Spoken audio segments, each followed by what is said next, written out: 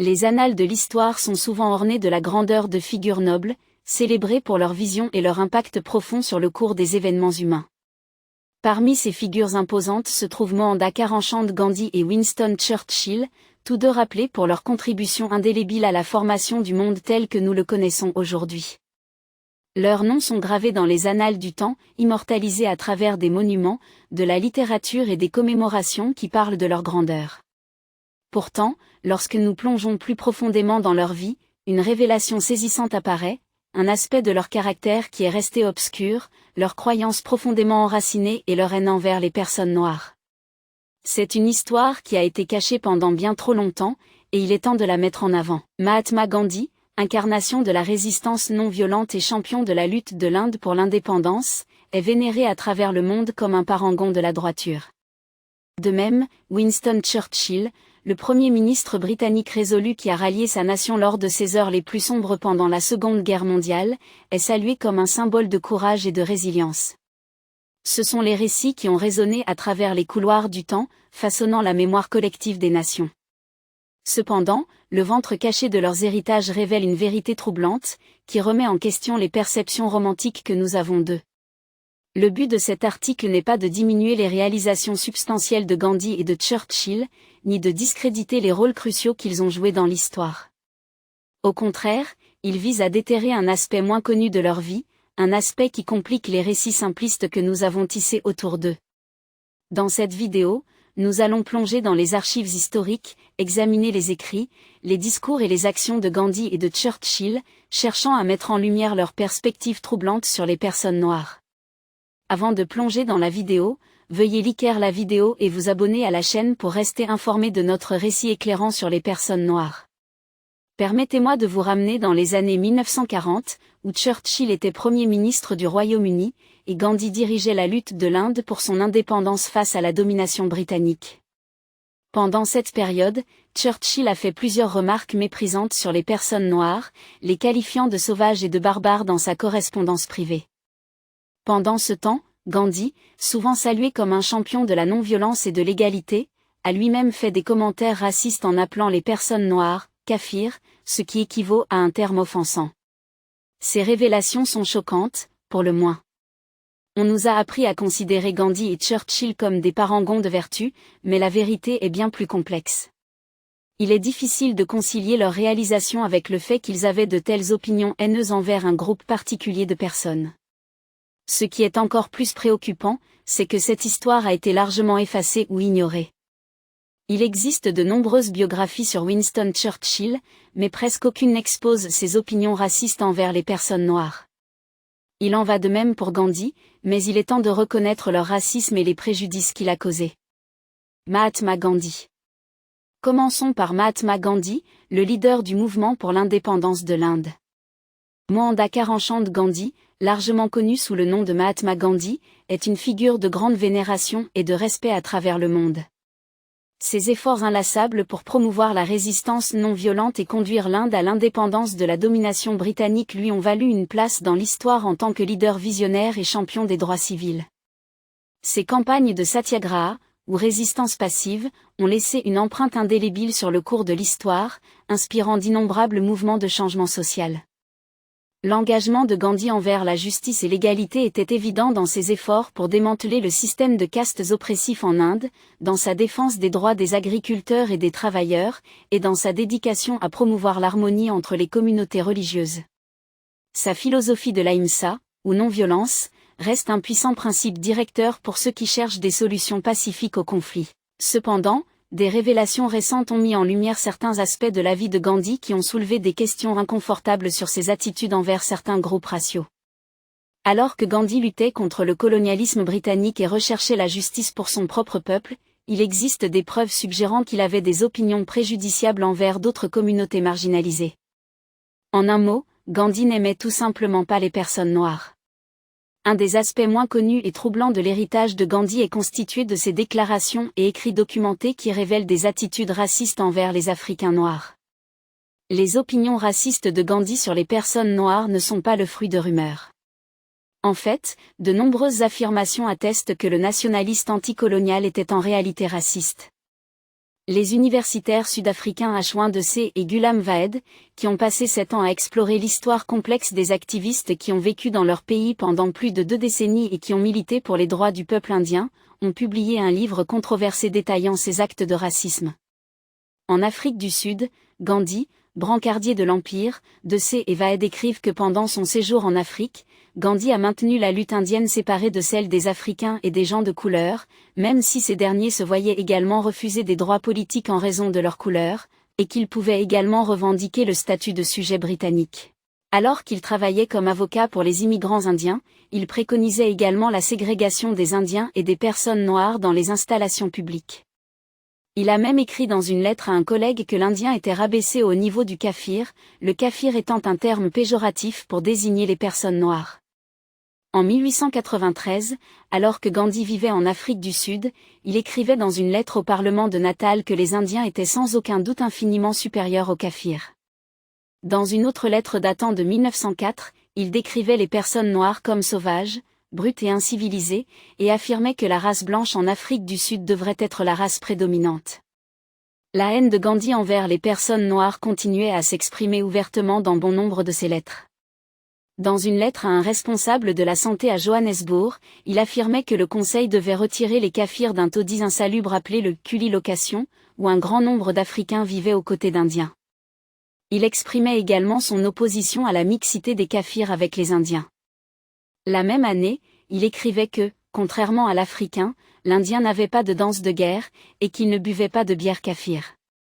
Lorsqu'une épidémie a frappé Durban en 1905, Gandhi écrivit que le problème persisterait aussi longtemps qu'Indiens et Africains seraient entassés ensemble de manière indiscriminée à l'hôpital.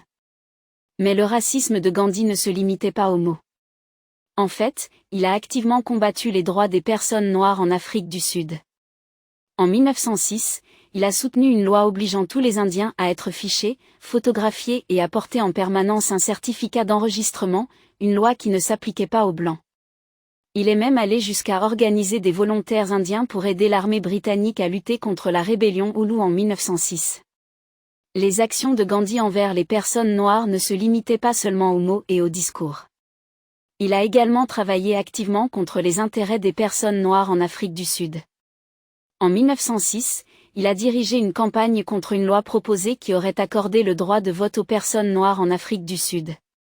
Gandhi argumentait que les personnes noires n'étaient pas suffisamment civilisées pour participer au processus politique, et que leur donner le droit de vote conduirait à la dégradation et à l'abaissement de la race indienne. Et ce n'était pas seulement en Afrique du Sud que Gandhi a affiché son racisme. Dans son propre pays, l'Inde, il a lutté pour la préservation du système de caste, qui reléguait les Dalits, anciennement connus sous le nom d'intouchables, au bas de la société et les soumettait à une discrimination et à une violence atroce. Gandhi croyait que le système de caste était une loi divine et s'opposait aux efforts visant à l'abolir. Les opinions de Gandhi sur la race et les castes ont été critiquées par de nombreuses personnes, y compris le leader des droits civils Malcolm X. En fait, interrogé sur la philosophie de Gandhi, Malcolm X a déclaré célèbrement « J'admire beaucoup le Mahatma, sa philosophie, sa discipline, mais je dois rejeter sa philosophie de la non-violence car je ne crois pas à laisser quiconque m'attaquer impunément. » Les propres écrits de Gandhi, y compris son journal Indian Opinion, contenaient des passages qui dénigraient les Africains et exprimaient une croyance en la supériorité des Indiens sur eux. Il est important de considérer les figures historiques dans le contexte de leur époque, mais les opinions de Gandhi sur la race sont indéniablement incompatibles avec son message plus large d'égalité et de justice. L'héritage de Mahatma Gandhi est sans aucun doute complexe et multifacette. S'il est largement vénéré pour ses enseignements de résistance non violente, de désobéissance civile et son rôle dans la lutte de l'Inde pour l'indépendance, il est essentiel de reconnaître les vérités inconfortables qui existent également dans sa vie et ses écrits. Les paroles racistes et les attitudes de Gandhi envers les personnes noires ne peuvent pas être niées ni ignorées. Il est en effet surprenant et décevant qu'un homme qui prônait l'amour, la paix et l'égalité puisse nourrir des préjugés envers un groupe particulier basé uniquement sur la couleur de leur peau.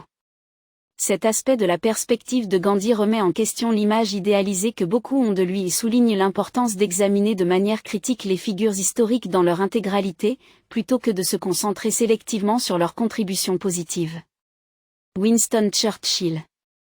Maintenant, passons à Winston Churchill, l'ancien Premier ministre du Royaume-Uni. Winston Churchill est souvent cité en exemple et considéré comme un modèle lorsqu'il s'agit d'évoquer de grands leaders ou des exemples de grandes directions. Cela s'explique par sa capacité à faire preuve d'un leadership exceptionnel lors de moments critiques de l'histoire. Son esprit indomptable et sa détermination inébranlable lui ont valu une place d'honneur dans les annales du temps. Les contributions de Churchill aux affaires mondiales sont remarquables, de sa position résolue contre l'agression nazie pendant la Seconde Guerre mondiale à ses discours éloquents qui galvanisaient le peuple britannique en temps de crise. L'héritage de Churchill est marqué par ses réalisations remarquables, ce qui a conduit à la création de monuments et à des éloges qui témoignent de sa présence marquante.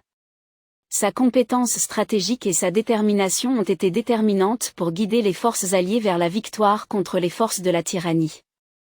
Ces discours, qui ont marqué l'histoire, continuent d'inspirer les générations, résonnant avec les idéaux de liberté et de démocratie.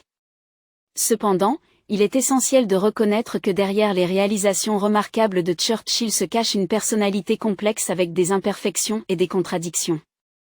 Alors que l'histoire célèbre souvent ses accomplissements, il est tout aussi important de confronter les vérités inconfortables concernant ses attitudes et ses croyances. Des révélations récentes ont mis en lumière ses opinions racistes, en particulier ses attitudes envers les personnes d'ascendance africaine. Churchill n'était pas un ami des personnes noires. Il détenait des opinions profondément racistes et ne cherchait pas à les dissimuler. En fait, il a fait plusieurs déclarations publiques révélant son mépris envers les personnes de couleur. En 1901, Churchill écrivit à propos de ses expériences pendant la guerre des Beurs, décrivant les autochtones d'Afrique du Sud comme une foule brute, à peine au-dessus des animaux. Il continua en affirmant qu'il ne reconnaissait pas qu'une grande injustice avait été commise envers les Indiens rouges d'Amérique ou les personnes noires d'Australie. Selon ses mots, il ne considérait pas qu'une injustice avait été commise envers ces peuples du fait qu'une race plus forte, une race de qualité supérieure, une race plus sage du point de vue mondain, pour ainsi dire, était venue et avait pris leur place. Churchill soutenait également l'utilisation d'armes chimiques contre des tribus considérées comme non civilisées, y compris les Kurdes et les Afghans. Dans une note adressée au secrétaire colonial britannique en 1919, Churchill écrivit « Je ne comprends pas cette délicatesse à l'égard de l'utilisation du gaz.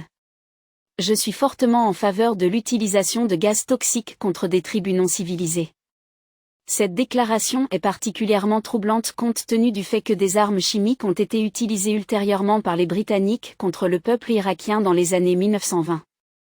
Le même Churchill s'est également opposé à l'octroi de l'indépendance à l'Inde, affirmant qu'il ne voulait pas voir ce magnifique pays réduit au niveau des États barbares d'Afrique. Il est important de noter que le racisme de Churchill ne se limitait pas à ses paroles. Il soutenait activement des politiques opprimant les personnes de couleur, notamment la réinstallation forcée des personnes noires des Caraïbes. En 1948, le gouvernement britannique a introduit la loi sur la nationalité britannique, qui permettait aux personnes originaires du Commonwealth d'entrer librement au Royaume-Uni. Cependant, Churchill s'est opposé à cette loi et a soutenu la réinstallation des immigrants des Caraïbes, affirmant qu'il pesait sur l'économie du Royaume-Uni. Nous ne pouvons pas continuer à balayer ces vérités laides sous le tapis et à ignorer l'impact de ces hommes sur la vie des personnes noires. Nous devons commencer à avoir des conversations honnêtes sur les figures problématiques de l'histoire et reconnaître le préjudice qu'elles ont causé. Ce n'est qu'alors que nous pourrons avancer et créer un avenir meilleur pour toutes les personnes, quelle que soit leur race. Comme toujours, si vous avez apprécié cette vidéo, assurez-vous de vous abonner à la chaîne pour rester informé et obtenir plus de vidéos de ce type. Merci de l'avoir regardé.